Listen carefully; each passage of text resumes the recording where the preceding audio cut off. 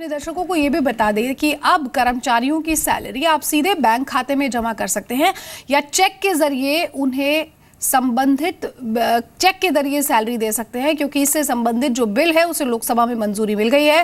Factory मालिकों के लिए अब ये जरूरी होगा कि वो अपने कर्मचारियों और साथ ही साथ मजदूरों को चेक या फिर उनके बैंक खाते में सैलरी को ट्रांसफर करें।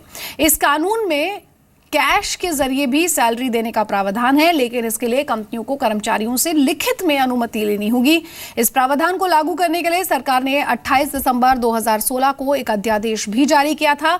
बिल पास होने के बाद डिजिटल या चेक से सैलरी देने के लिए कर्मचारियों की सहमति की जरूरत नहीं होगी, लेकिन अभी ये यहाँ पर जरूरी है। तो payment of wages amendment bill 2017 को मंजूरी यहाँ पर मिल गई है। और आलोक, अब कर्मचारियों के जो बैंक अकाउंट है उनमें डायरेक्ट आप सैलरी यहां पर डाल सकते हैं या फिर आप उनको चेक से यहां पर सैलरी देनी होगी। साफ है कि अब बहुत ट्रांसपेरेंसी आ जाएगी इस पूरे सिस्टम में।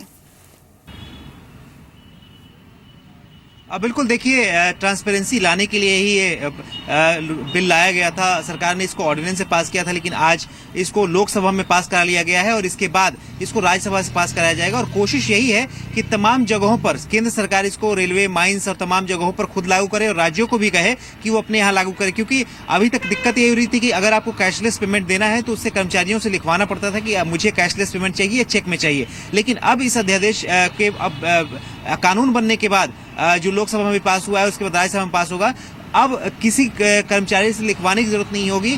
कोई भी एम्प्लॉयर अपने एम्प्लॉय को आराम से कैशलेस सैलरी का भुगतान कर सकता है। इससे फायदा खासतौर से माना जा रहा है कि कॉन्ट्रैक्ट लेबर हैं उनको ज्यादा फायदा होगा, क्योंकि उनके साथ ये ठगी की जाती थी तो उनको ज्यादा अमाउंट पे साइन कराया जाता था और उनको पैसा कम दिया जाता था। तो ऐसे में अगर कैशलेस पेमेंट की व्यवस्था होगी तो उनके साथ कोई दिक्कत किसी तरह की कोई नाइंसाफी नहीं होगी। फायदा होगा इस कैशलेस पेमेंट के लिए। जो बिल्कुल, बहुत बहुत शुक्रिया आलोक प्रियदर्शी इस तमाम अपडेट को हम तक पहुंचाने के लिए।